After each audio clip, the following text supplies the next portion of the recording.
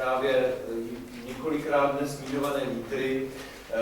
Jeho příspěvek je věnován problematice polohy a rozlohy Velké Moravy ve slovenské historiografii. A tímto příspěvkem zakončíme dopolední jednání, pak ještě si řekneme, jak budeme pokračovat odpoledne. Takže předávám slovo kolegovi a už mu tady promítnu prezentaci, tentokrát bude vidět tam, kde má být. Dobre, v prvom rade na začiatok, postupne, ako som si dneska pozrel, že kto je tu prítomný a ako som si čítal príspevok, som mal kolegu Repšeka upozorniť, že nie si všetci donesú geografické atlasy, najlepšie československé. Lebo v podstate sa vyskytnú tu pojmy, ktoré už mladšie generácie určite niečo nehovoria, hlavne teda geografické, regionálne. Ale o to lepšie si ich nájdete na internete a budete mať dôvod ísť na internet. Na úvod chcem len povedať toľko, že tu odzneli témy, ktoré sú problematické. Vidíte, že to, čo ste sa učili, alebo to, čo ste mali v učebniciach, tak možno niektorí z tej mladšej generácii teraz rozmýšľate, že prečo to tam takto bolo, na čo sme sa to učili, keď to nie je také, ako to vyzerá, proste, že je to problematické. Tak do tohto spadá aj tá poloha a rozloha Veľkej Moravy. Niečo už naznačili tí moji predrečníci.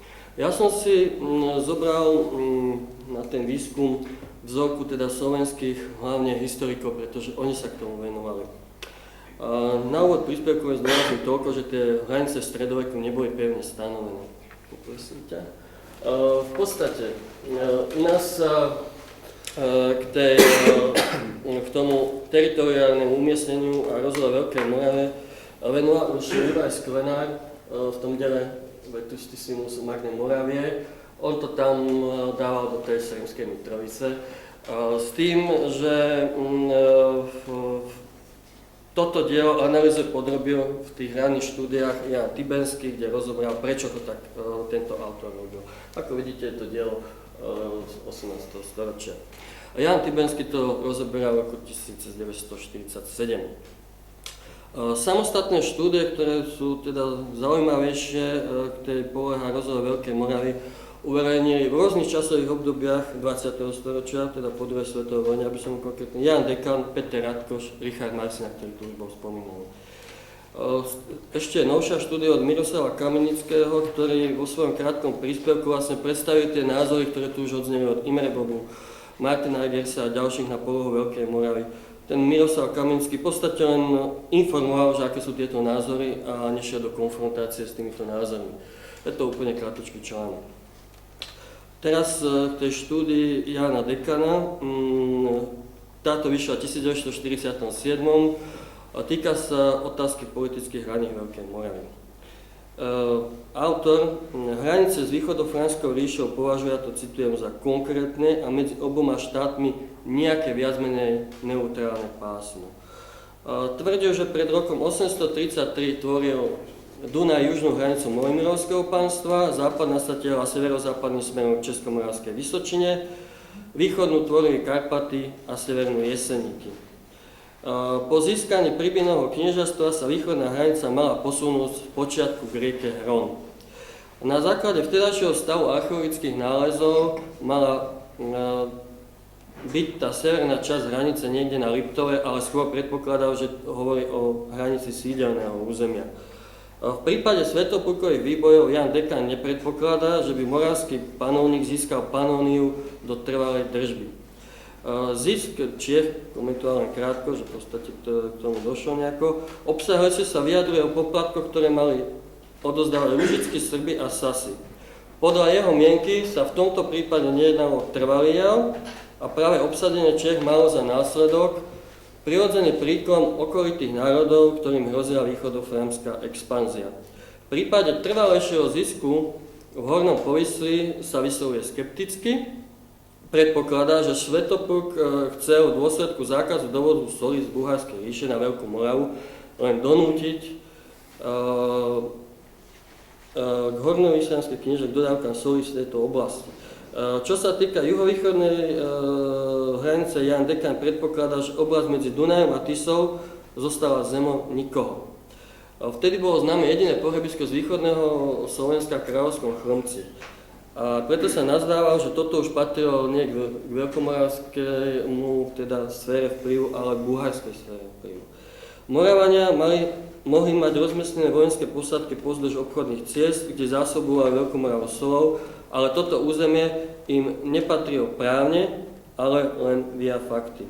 Bohužiaľ, Jan Dekan tam nespravil mapu, ale môžeme použiť na dokreslenie, poprosím ťa, mapu, ktorú uverejnil v danom období o niekoľko rokov, teda neskôr v slovenských dejinách, je to len taká informačná mapa.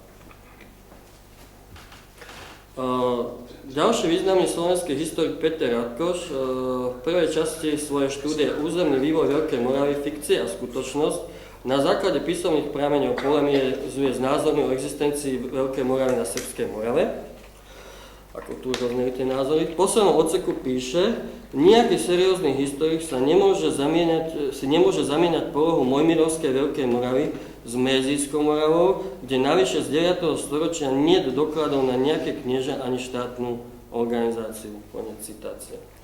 Peter Radkoš sa venoval aj otázke hranice Veľkej Moravy a Bulharska. Rozoberá názory, ktoré vychádzajú hlavne teda z anonymovej kroniky, že Veľká Morava siahala na východe po rieku Hron. Na základe interpretácie písomných prameňov a dokladov o obchode so solou nakoniec dochádza k názoru, že spoločné hranice Veľkej Moravy s Bulharskom sa mohli rozprestierať len pozdĺž stredného toku rieky Tisy, kde bolo v dôsledku prírodných podmienok riedke osídlenie. V ďalšom príspevku o kontinuite slovenského osídlenia v 9. 11. storočí uviedol, že svätopulkové výboje prevládli nad jadrom Veľkej Moravy, a teda nad územím Starej Moravy s Moravským polom a územím Slovenska s podmatranskou oblasťou po Tisu. Matra, to je to pohorie na severe Maďarska. To len tak uvádzam. Uvádza sa, že Svätopulk pred rokom 890 dobie Vysliansko, možno Sliesko, Zátisie, Ústie Tisy, Přemyslovské Čechy a zrejme aj Lužice. Ten istý autor aj vypublikoval aj monografiu Slovensko v dobe veľkomoravskej. Tu sa tiež zmieňuje o problematike rozlohy Veľkej Moravy. V kapitole Územný vývoj Veľkej Moravy v rokoch 833-873 analyzuje dochované písomné pramene k danej téme. Dochádza k záveru, že hranice Veľkej Moravy sú stanovené len približne. Na juh to bol tok Dunaja, po roku 858 aj s hornatinou Piliš, južné úpätie Matry, potokaj, pravdepodobne rieka Uch, na severe hrebene Karpat, na západe Českomoravská Vysočina a tok rieky Kam. Stati o územnej expanzii za Svätopulka rozoberá pramene, na ich základe teda predpokladá, že tento panovník rozšíri svoju moc do Vyslianska, Čiech, pravdepodobne do Slieska i Lužíc, ale aj do oblasti medzi Dunajom, Tisou i Zátisím. Ďalší badateľ Richard Marcina má tiež obsahovú štúdiu Poloha rozloha Veľkej Moravy.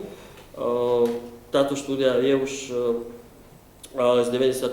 roku 1992. Polemizuje s názormi Imre Bobu, Petra Pispekyho Naďa, ktorý teda kládria to jadro Veľkej Moravy do oblasti Sremskej Mitrovice.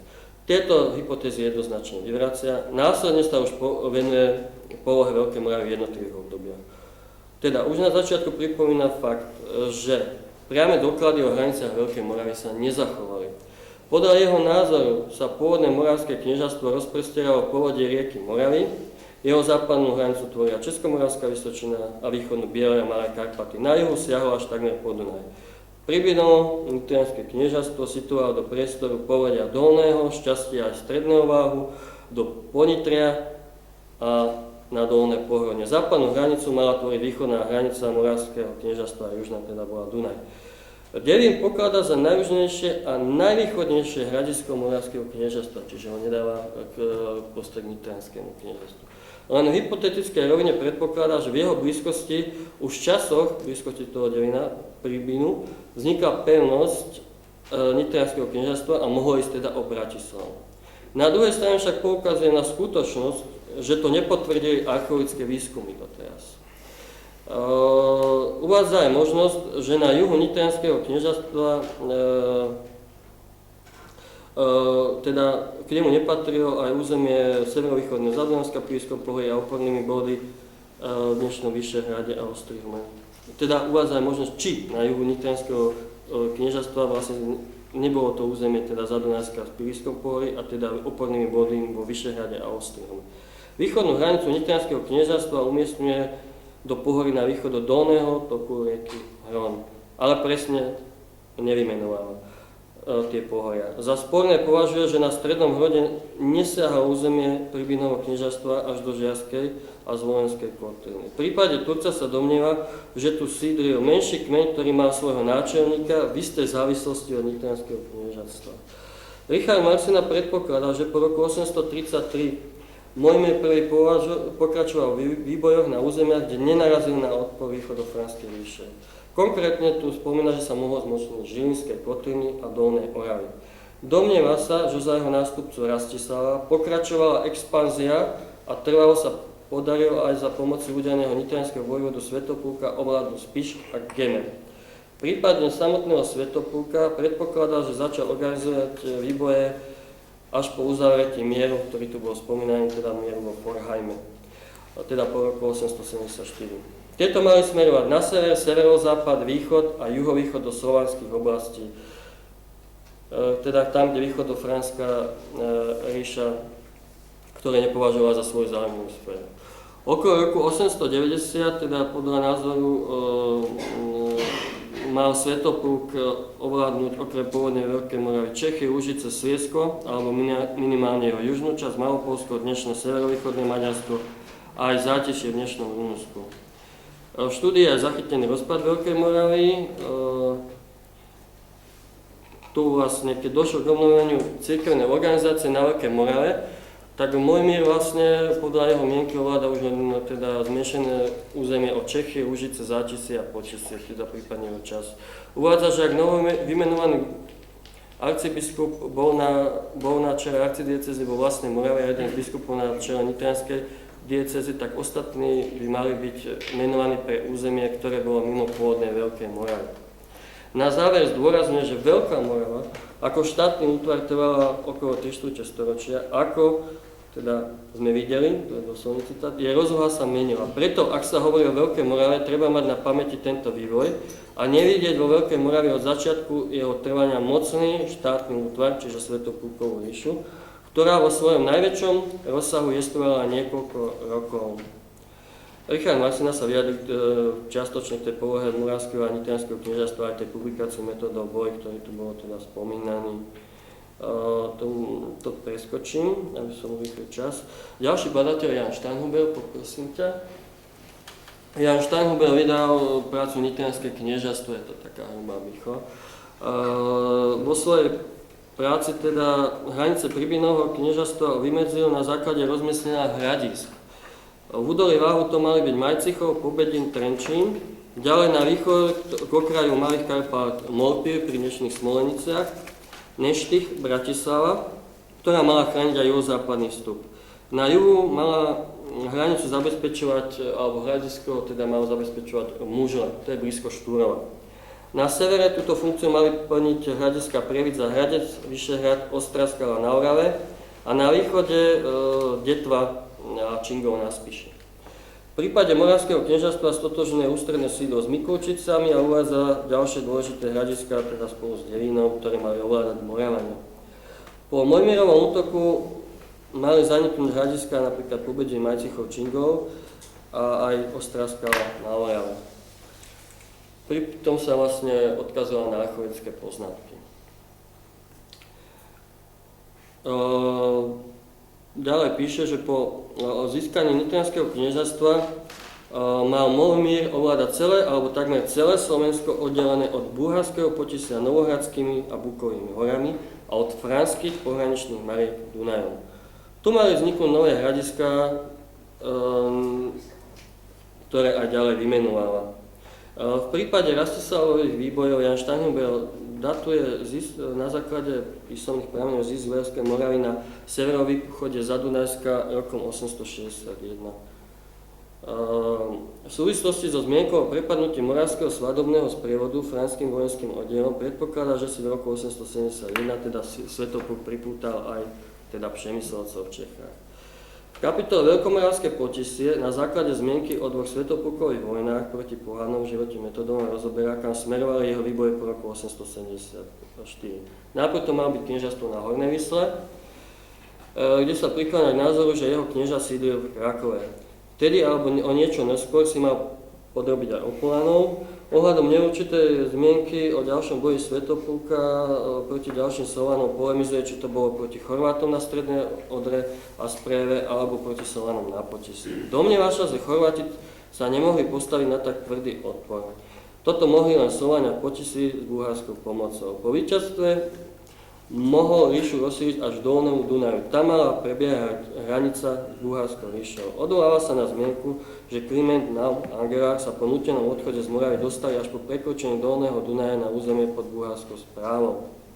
Podľa neskôršieho popisu Veľkej Moravy Konštantína Porfírogeneta, ktorý tu už bol teda spomínaný, usudzuje, že Svätopluková ríša zahŕňala na juhu oblasť neskôršieho Banátu a Báčky a na východe siahala teda po Bihárske hory, ktoré tvorí prirodzenú prekážku pre ďalšiu expanziu. Sedmohradsko malo patriť Bulharsku. Svätopluk mal počas bojov s Vilhelmovcami a s Arnulfom úplne zničiť Fransku moc za Dunajsku, posunúť hranice k Dráve a Viedenskému lesu. Medzitým na jar 883 si mal podrobiť Čechy a v lete nasledujúceho roku tam potlačiť teda povstanie. Potom si mal podrobiť polabských Srbov a tým pádom sa jeho ríša mala posunúť až k Sále. Poprosím ďalšiu mapu. Toto je mapa, ktorú Dušan Kováč uverejnil v dejinách Slovenska, to vyšlo aj tuto v českej verzii. Dušan Kováč vo svojich dejinách Slovenska píše, že v prvej tretine 9. storočia existoval nadkmeňový politický útvar so sídlom v Nitre, čiže Nitrianské alebo Prvino kniežastvo. Centrum mal mať na juhozápadnom Slovensku a zasahoval do Turca na Dolnú Oravu, považuje odtiaľ po Spiš, Gemer, Zemplín na východnom Slovensku. Na tomto území sa mali teda vytvárať hospodársko-správne celky s centrami na hradiskách v Nitre, Pobedíme a tak ďalej. V časti venované politickým dejinám Veľkej Moravy konštatuje, že Veľká Morava bola pomerne veľkým štátnym útvarom. Pri Svätoplukovi poukazuje, že po roku 871 tento nielen ríšu vnútorne upevnil, ale aj rozšíril ju do Potisia, Malopolska, Čiech, Slieska a Lužického Srbska. Vo svojej monografii poukazuje aj na to, že o polohe Veľkej Moravy existujú diskusie, či sa nachádzala na území Moravy a Slovenska. Podľa jeho mienky však poznatky písomných archeologických prameňov svedčia o tom, že Veľká Morava sa nachádzala na území Južnej Moravy a juhozápadného Slovenska. Poprosím ďalšiu mapu. Táto prednedávno vydal Matúš Kučera, Slovenské dejiny 1, ktoré vychádzajú z tých akademických dejín Slovenska v podstate, ktoré boli publikované v 80. rokoch, myslím, že aj táto mapka je odtiaľ. Tak ten sa vlastne vyjadruje, že v období pred rokom 855 Rastesal so Svätoplukom pripojili k Veľkej Morave Hon, Gemer, Novohrad spolu so slovanskými sídlami na Hornej Tise. Na anexiu územia západného Českomoravskej Vysočiny podľa jeho mienky nemali sílu a neovládali ani pravobrežie Dunaja. Tento autor ako jediný uvádza, že približne koľko mohla byť rozloha Veľkej Moravy, dáva to 300 000 km² a mala vyše 1 000 000 obyvateľov, ale nemá to podložené nejakými prameňmi, na ktoré by sa teda odvolával. Ďalšia teda záležitosť bola uvedená v kronike Slovenska, poprosím mapu.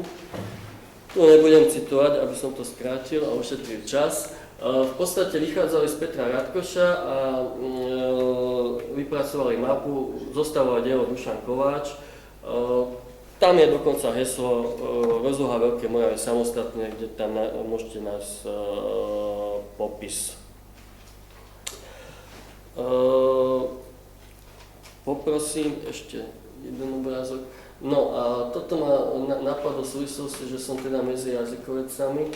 Prednedávnom na stránkach historického časopisu rozvíjali diskusiu o týchto pojmoch dedina, veselo, derevne Pavol Žigo, riaditeľ jazykovedného ústavu. On vlastne poukázal na skutočnosť, že termín dedina sa dodnes vyskytuje na území rozvinutých formácií 9. storočia, to je na území bývalej Veľkej Moravy a Nitrianskeho kniežastva. On tam vlastne predstavoval projekt Slovanský jazykový atlas, kde vlastne sú vymapované na základe jazykovedných výskumov proste jazykovedné javy. Ako vidieť z môjho príspevku, tak názory slovenských historikov sú rôznorodé.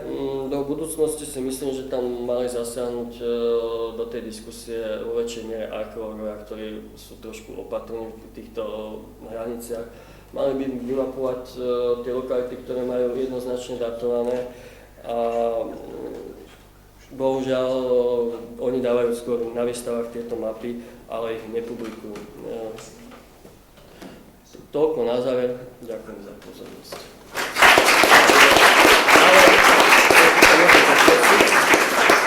Ešte môžem poprosiť, medzi tým môžeš premietať. Zopár kusov som si vyťahol z niektorých atlasov, alebo z kroník, ktoré v podstate tiež zobrazujú mapy. Toto vychádza zo Steinhubla, z tej jeho práce. Toto je starý atlas, ktorý som sa ešte ja učil. No a toto je už nový historický atlas Slovensko vypracovaný, teda tam sa podielajú Steinhubel a ďalší týchto. Čiže tam je za Mojmíra, Stislava Zla, za Svetopluka, proste vymačené.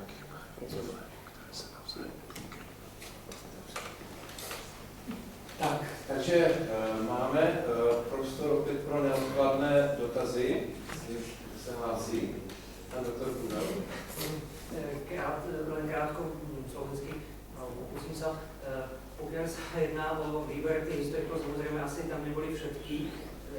Možno by aj stálo za to uviesť názorom, ja som charakterizoval ako cirkevného historika, čiže špecifickú kategóriu historika Milana Ďurici, ktorý je známy okrem iného tým, ako stotožnil staroslovenčinu so slovenčinou a ďalšie veci, aby už ten prehľad bol akoby úplnejší. No a potom samozrejme ešte druhá vec, človek to vidí na tých mapách najmä, či to troška nepripomína pokus kresliť mapy tak ako povedzme v postkoloniálnej Afrike, to znamená zoberiem pravítko a spojím určité body.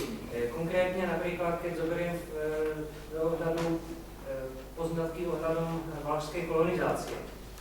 Spíš Gemer a tak ďalej v horské oblasti, no a keď len vidím, že sa urobí pomyselná čiara, povedzme 35 km na západ od Zemplína, od Kerákromca, tak si kladiem otázku, ako sa dá preukázať, že zrovna tie hornaté oblasti, krasové oblasti patrí do Veľkomoravskej ríše. No to sa jednoznačne nedá. Zvyčajne je to tak, že zoberú archeológovia hradisko, po najbližšie pohorie, po najbližšiu rieku ako prirodzené hranice, alebo historici, alebo tí geografi.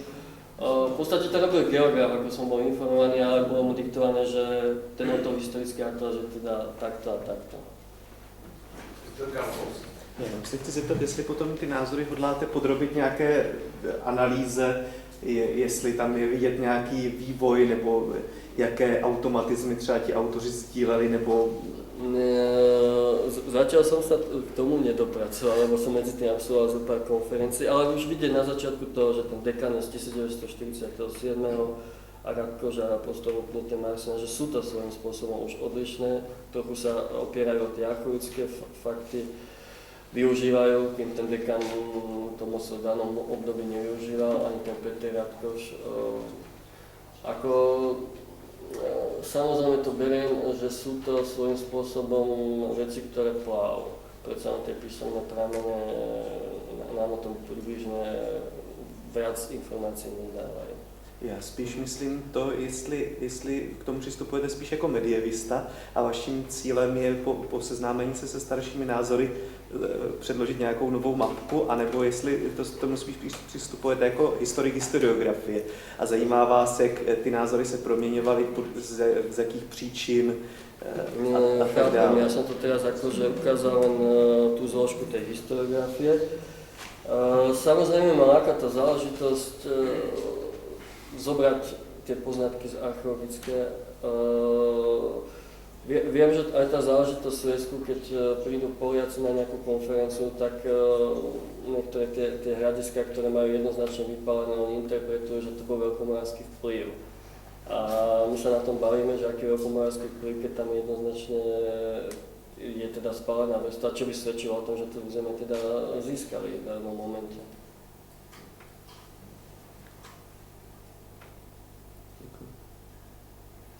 Dobře, tak samozřejmě je prostor ještě k diskusi.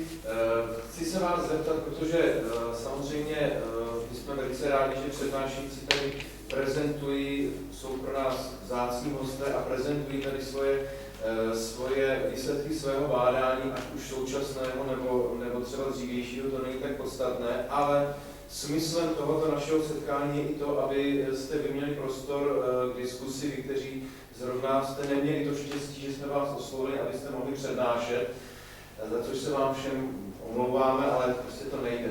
Takže byť jsme ve velkém časovém skluzu, byl bych nerad, kdybyste z tohoto dopoledního zasedání odcházeli s pocitem, že jste se ještě něco důležitého nedozvěděli, nezeptali k některému ze všech 4 příspěvků, které tady zazněly.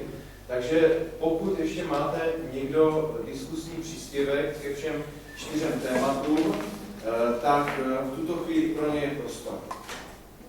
Prosím. Technická drobnost.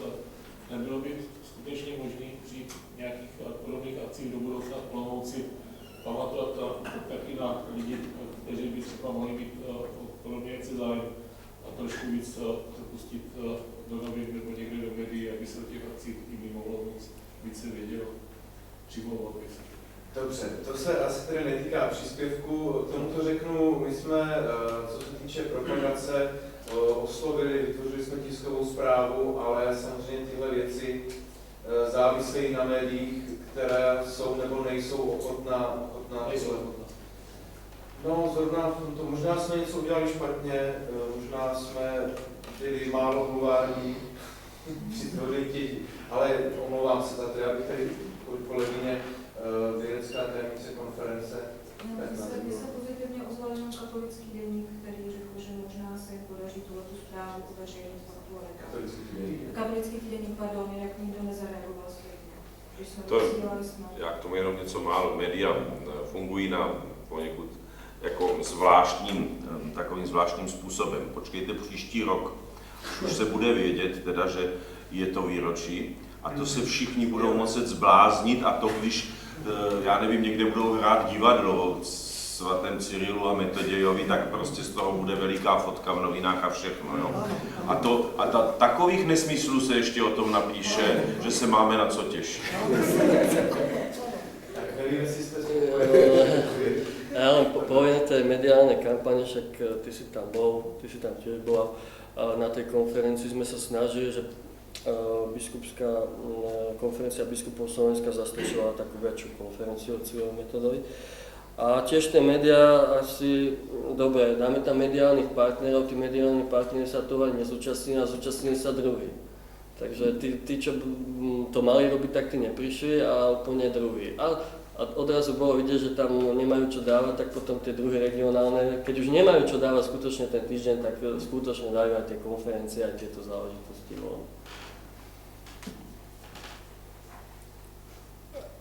Děkujeme, nevím, jestli jste spokojen s naší odpovědí, nebo chcete nějakou.